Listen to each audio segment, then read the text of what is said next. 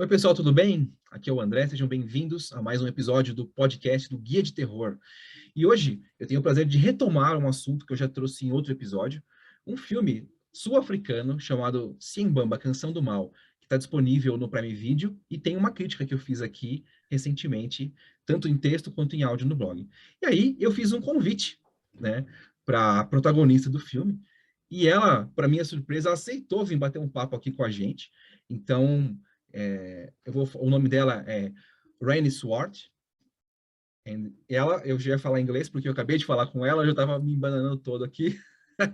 Mas eu gosto de ser muito aberto com vocês, então, sem mais delongas, eu vou convidá-la a vir aqui bater um papo e a gente vai se divertir um pouco aí conversando em inglês, tá legal? So welcome, Reine. Thank you so much for being here. Thank you, Andre. That was amazing. It just sounded like music because I didn't understand anything, but it was so cool. It's a beautiful language, Portuguese. It's really great. Thank you so much. I'm so excited to talk with you and I'm grateful to be here. Thank you so much. So let's have fun. And where are you at right now? Oh, I'm which country? in Canada at the moment with family. I have family living here. So yeah, no, I'm originally from South Africa. And I think just last week, I don't even know because I tried to ignore the news, but there's a new variant and I was supposed to travel back to South Africa and now I can't anymore. So I can't see family. But yeah, I live in North America, more recently Texas, but before that I lived in California. So my husband, we kind of just travel where he works. So it's always so nice. I love the traveling because I meet new filmmakers and, you know, everyone's so different, but still the same in a way. It's very universal filmmaking. So it's been a wonderful experience traveling and meeting filmmakers all over the world. Not only for learning, but you interact with people. Yes, that's true. And you learn so much from them, you know, and you learn so much from yourself as well, working with different people and just different cultures and everything. It's just, and we're all kind of, we are the same. Yes, we speak different languages and everything, but we all want the same thing. We want happiness and love. And I just think humans are the same. I couldn't agree more. Definitely the perfect way to put it. So we are people who want to be happy and make things happen. Exactly. And we're passionate about horror on this podcast. So here we have something in common. So that's very cool. Yeah. I just find the horror film, Brazil, right? Like, but how do people like horror films in Brazil? Is it a big market there? Is it just a smaller niche market that watch horror films? What do you think? If you put as an industry, we are very small because we have very talented people working here since the 60s. You know, we have great filmmakers, but very few space, very short windows to place our movies. But when we bring from USA, Canada, even England, for example, we have a lot of space for them. So it's strange to realize that because we have good people here. Makeup artists, you should see a movie here. I might even send you a link. So That'd be great. That'd be awesome. Yeah, with subtitles, please. I wouldn't understand, but I love foreign movies. I don't mind subtitles. I would love to watch. Yeah, but we have good festivals too. There is one in South here. I don't know if you know, but it's called Fantaspoa, which is a pretty big festival. Yeah, I've heard of it. It's really big. Yeah, and I know the guys who created it. So we started working with horror about the same age. Oh, that's cool. Okay. I guess your movie was there, Lullaby. I don't know. I don't know. No, I don't. They didn't really do the festival circuit that much. Yeah, but yeah, no, that's a very good festival. No, and there's another one, I can't remember really, but I just feel, I think it's what you were saying, it's kind of similar in South Africa. We do have, so I haven't lived in South Africa for 5 years, but I still, obviously with the online and everything, you still stay connected, and just South Africans make beautiful films, you know, and it's not always in English. So there's a lot of different languages, but I do feel that I would have loved for South Africans to support South Africans films more, you know, because they would rather go and watch the Spider-Man movie coming out, you know, instead of, you know, a blockbuster movie instead of a local movie. Which I do get, you know, it's very entertaining, the blockbuster movies, but if you're not going to support your own people, it's not going to grow, you know. But I do think it's growing steadily and slowly. So I think we're on the same boat there. It's just, yeah, the filmmakers, they do need the money, you know, to make profits, to make their next films and everything. So yeah, it would have been, it's growing steadily, but not as fast as I would have hoped. You know, horror films, I wouldn't say there's a big market for it in South Africa.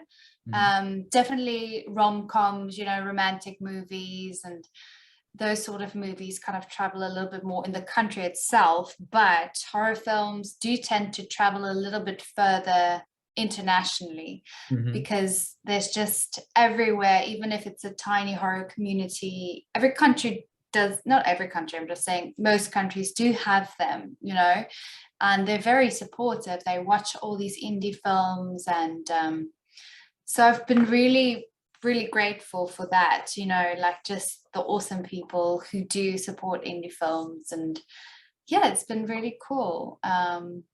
Yeah. Can we go back a little to talk about The Lullaby? Yes, of course. When did you make it? Which it was released here in 2018, I guess. Yeah, we made it, we filmed it in 2016, the end of the year, and then in 2017 it went into post-production, and in 2018 it got released. So it's a pretty natural cycle for a film. Yeah, so for me it's been such a long time, you know, it's almost, I know next year it's 6 years, so it's well, exactly now it's 5 years ago. Yeah, so it's been a long time, and but I got to work with a really cool director, and yeah, it was really fun. I don't see many movies from him here. Actually, only this one, and it was fun because when I got the movie here to watch, it was The Lullaby, but it made no sense for us to keep the name. And I went on an investigation. Okay, cool. Yeah. And I watched the movie, watched it a couple of times. Then I started researching you and other actors and all the story, the plots there. And I saw that there is a song that connects some spots of the movie. And I came with the title, Siembamba. I don't know how to say it. That's perfect. Yes, that was the original name, so I love it. Yeah. So yeah. I saw that it was originally named that, then it got an international title, which was The Lullaby. Makes sense. It's okay. And then Siembamba was only a name. We didn't have much meaning for that here. So I suggested a subtitle. Another, I don't know how to say it in English. Like a second title. What did you call it in Portuguese? Subtítulo. Oh, that's cool. That sounds cool. Because subtitles are legenda, which is the little translation. Yeah, on the bottom. So the name we gave here was Siembamba, A Canção do Mal, which means the evil song. Yes, that's perfect. It sums it up. Yeah. The idea was that. And I work with synopsis, you know. That's so cool. Okay, no, that's a perfect, because Simbamba, yes, I don't know, we all know it. It's an Afrikaans song, and it's quite creepy, and it's about, Yeah. it's actually quite, yeah, it's very creepy. Yeah, no, I'm not going into that. No, I'm just kidding. Trigger alert. Yeah, but I'm sure maybe in Brazil you guys also have these lullabies that are really Lots. old. It's been there for decades. No one knows who wrote it or anything, but people sing it. But it's creepy. I wouldn't sing it to my baby. Yeah. I hear you. I know what you mean, because here we have things like boogeyman, which is bicho papão in Portuguese. Yeah. Another several names you can give to evil creatures. So let's not talk about it. Yeah. Before that, did you do any horror movies? No, before that, actually, yeah, like we were saying, in South Africa, more rom-coms and like comedies as well, but more romantic comedies and dramas. So I mainly worked on I worked like on a really cool, I just did one episode, like a very small part, but it was cool, sci-fi stuff, so nothing horror. I did one short film that was a horror before Simbamba, or the lullaby.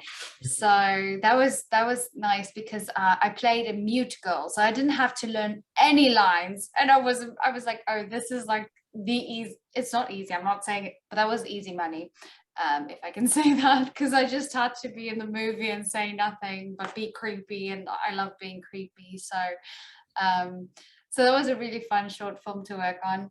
And then Darryl Ruud, so he's actually one of the first South African filmmakers who got nominated for an Academy Award, for an Oscar. And so we all knew about him and everything. And he's so well respected, and he's really, he makes a film, when you work on it, very enjoyable to work on. And I've always wanted to work with him. So I went for the audition, and I did see the other actors as well going for it, and I knew they were brilliant. You know, you kind of, sometimes you're like, why are they here? You know, like, I want this part so badly. Next. Yeah, go away. No, you don't want to play in this movie. No, they're just wonderful and lovely and talented. And yeah, and I just knew. So basically, when I went in for the audition, I remember we did a reading first. They didn't record it. So I never give anything. And, you know, if it's just, I just basically sat there and said my words, and they were like, okay, okay, let's record now. And then I gave it my all. So I think that was pretty smart, maybe, because I lowered their expectations, and as soon as they recorded, I didn't try to be, but I know I was really creepy and screaming and going mad. So yeah, that worked out pretty well for me. You let loose. Yes, exactly. So I set the standard very low, and then, it's easier to impress people then. Remember that. Yeah. But that sounds so great, so amazing, because sometimes being yourself can be strange, because it's a world where you have to pretend sometimes. Oh, for sure. No, but that's the thing about acting. You can, you play different characters, so that's the fun part, not, just, if you're in the room, that's just be yourself, just listen, try to listen, don't talk too much. I'm just kidding, because you said you like talking, Andre. I'm just kidding. Yeah, I'm a big talker. Big talker, but you teach people as well, so that fits well. Thank you. After you did the lullaby, and you went to working in other projects, right? Yeah. You liked the experience of doing horror, and you kept looking for projects in that sense, or it happened? So you made more horror movies because it was what came. Yeah, that's a good question. It's like, I think if people, you know, because obviously I'm more of an indie actor, you know, like it's more indie projects and everything. If people look at your show reel and they look at your CV, they do like it if you've done something before, you know, that's similar. Even though I know there are actors who in South Africa, for example, who's only done drama before, but people don't want to give them a chance maybe to do comedy, because comedy, oh my goodness, I think that's very difficult. Like, yeah, no, I wouldn't do that. So yes, no, I do kind of, I do put all my energy in where I think, you know, I'll grow as a person and as a filmmaker. And yeah, so I find that horrors are really fun to work on because don't take yourself too seriously, you know. And it's not like we're here to win an Oscar or anything. We're just here to have fun. So I really liked it. I loved Less working pressure. on.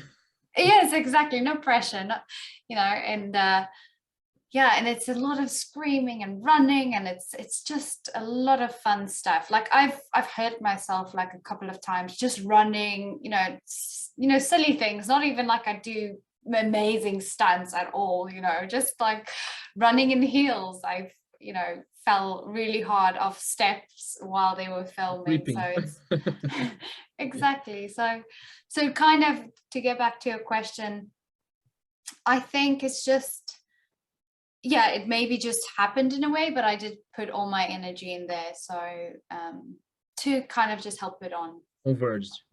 Made Yes, sense. exactly. Yeah. How did you start making your own movies? When the first idea came for you? I think it's time for me to start making my own movies.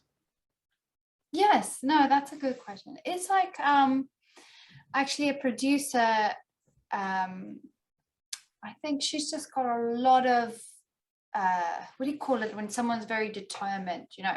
So Coco Lloyd, she's a producer, and we made a short film together and worked very well together. And then it was her idea, why don't we make a feature film? And I was like, I never really thought about that, you know, like I don't even know what to do, where to start. And you know, if you have never done something, you know, obviously it's, you know, you just learn so much. So then we just started doing a lot of research and everything, and we were completely on our own. And then we got another producer, Marie Molefe van Heerden. She's a great South African actress. So we were all actors trying to make a movie, you know. So, and then we collaborated and we got team members, wonderful cinematographer and a wonderful makeup artist. And yes, and we needed to get funding, but it was really tight budget, really tight. So we Really got tight. friends, yeah, really tight. We got friends and family to help us, and yeah, it was just, I'm so thankful for them and just believing in us and giving us our chance, you know, just to, because making your first movie, it's like, I think it's like doing a degree. I've done a degree before, so I know, like, you learn just so much, and it's not something that just you film it and it's done. You know, you need to go into post-production, and then you need to get sales going, and it's just ongoing. And I think the three of us, Coco, Marie, myself, we've just learned so much. We obviously know what we won't do with a next one, you know, and so I don't know, like, my advice would be, if anyone wants to make a movie, get your team together that's willing to collaborate and not work for very high rates, you know, because obviously a first movie, it is tough. But if you have a script that's amazing and you can get an amazing director attached and or an actor, you could get amazing funding from that. but yeah, then write that script, because you can always, a good script travels very far. So that's one way people do it. Yeah, or other ways, do it with your friends and learn from it, and then write again and maybe sell your script. But the way you talk, I maybe it's me that I'm seeing that, but I see that you always learn something from each project you make. You observe, you watch, you get angles, and now I'm going far in this perspective, okay? But I Yeah. see that you like to watch as you watch people, and you work with Yes. people, so you make them comfortable working with you. So I guess that's the key, right? You find partners. Oh, absolutely, absolutely. And like you said, just sitting on someone else's set, you know, just be open to learning and watching them, exactly what you were saying. See what you like, see what you don't like. You don't have to like everything people, you know, like, yeah, and learn from them. I think that's, you can always, you know, I'm just at, I feel like the start of like, behind the scenes career, and yeah, I've got so much to learn, but I'm excited about it. You write a lot. Yeah, especially in the pandemic, I was like, I couldn't do anything, so I started writing more. Yeah, so I absolutely love it. I'm not as good as I want to be, obviously, but I do learn, and I do, it's very tough to, because you would send a script to someone and say, you know, read it, but you would obviously not send it when you don't feel comfortable where it's at. And then they have so much critique, and then I'm like, oh, you know, okay, thank you so much, but actually I feel like, oh, this is bad, I have to, you know, yeah, feel small. Exactly. And then have to rewrite everything. But I find, I just listen to what they're saying, say thank you, give it 2 days, and then you're like, oh, I get what they're saying, you know, okay, I get this, you know, like I understand what they're saying. Oh, I didn't really think about it that way. So really take critique as like, it's wonderful if someone takes the time to read it and give critique. It's absolutely wonderful, and definitely trying to make it better. So that's definitely something I've learned during the pandemic and everything. Time, because you're always learning, so Exactly. improving. No, So, exactly. do you have plans of bringing your film to other countries? The Hex, right? Is the name of the movie. Yes, yeah, no, so that's the one that Coco, Marie and I made, and so it's released in North America last year, and I know it's released in Africa, it's released in Poland and Southeast Asia. So it's a smaller, you know, it's a small film, and it's steadily making its way. So it's not completely up to us, because we do have a sales agent, because we're so thankful. It's Real Suspects, they're really great and everything, and we wouldn't have the context or knowledge to do it ourselves, you know.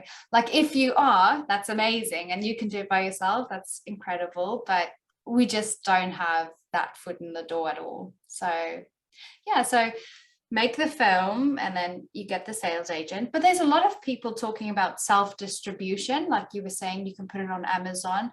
Then you have to have a lot of marketing money or a really special, unique niche concept to be able to let it travel. Where our film, yeah, we felt that we needed a good sales agent who would steadily release it, you know, in different countries. Tell me about the future. Well, the future, what you're planning.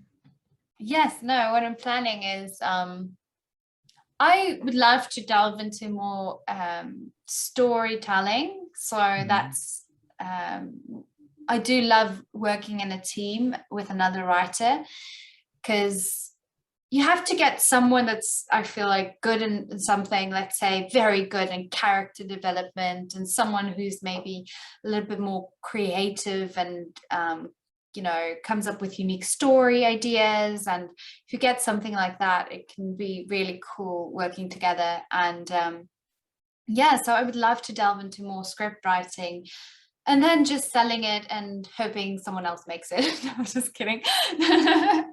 No, but yeah, it's definitely been, so I just wrote a script Flesh with Chris McGowan. So he's a American director, writer, and very, very talented writer. So I always learn so much from him. And we wrote a script together that they just filmed in California. And yeah, that was really fun. And I think I want to try doing that more.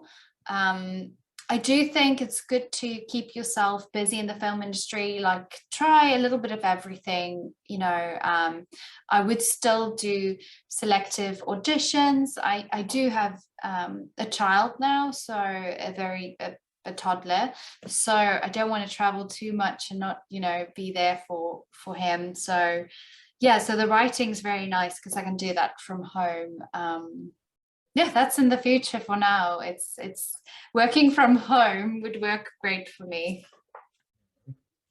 Putting yourself so everybody can see you're working. So having the script getting done, it's nice because your name is going to be around the world. So people will remember you. Yeah, if it's a good story, you know. No, I'm just kidding. I hope it's that. No, having a good story, it's very important. But to be remembered is good too. So not badly, but at all. Just being there, just staying in people's minds.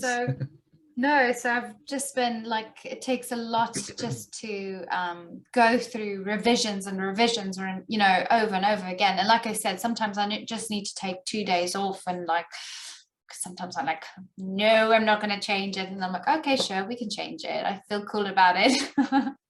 Yeah. Get used to the idea. Yes. We're human, so that's it. Oh, very human. We just, yeah, it is all. Oh, and it's snowing again, just so you know. It's yeah, it's, maybe I should write a film about snowing and I can't go out. I'm just kidding. Yeah, like you're trapped.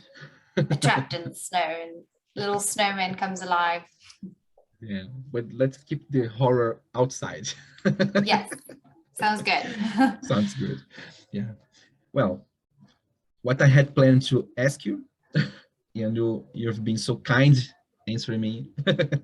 So no, thank you thank so you. much. It's so fun. Thank you, Andre. And yeah, it's really fun chatting, and yeah, and just, it's amazing. I'm not very formal. No, I love this. It's very casual. We talked about Brazil and Argentina, and it's fun. And I'm hoping I have to go. You have to send me, maybe there's something on Netflix or Amazon or, you know, Hulu, that's Brazilian movie. Now I'm just so keen to watch it and just see, because I see the photos. I've never been to Brazil, but it just looks beautiful, your country. And yeah, I should actually support Brazilian films as well. You supported South African film, so thank you so much. I hope to support even more, because now I'm going to put this interview to the world, maybe. Awesome. Well, yeah, you have to check out Fried Berry. That's one South African horror film. It's on Shudder. I do not know in which countries. And we were talking about Triggered, and 8 is the other one. It's just called 8. This is all horror films now. And then there's another one called The Glass House, which is not released yet, but I know it's doing its festival circuit. So hopefully it comes to the wonderful how do I say it? I can't even say it. Poa. Fantaspoa. Yeah. Yes, hopefully. Poa, because it's Porto Alegre. Okay. Cool. So thank you so much for that, for this time, for the fun times we are having, and I hope people that will watch this interview, I hope they have to. Thank you, Andre. Me too. Thank you so much. I appreciate it.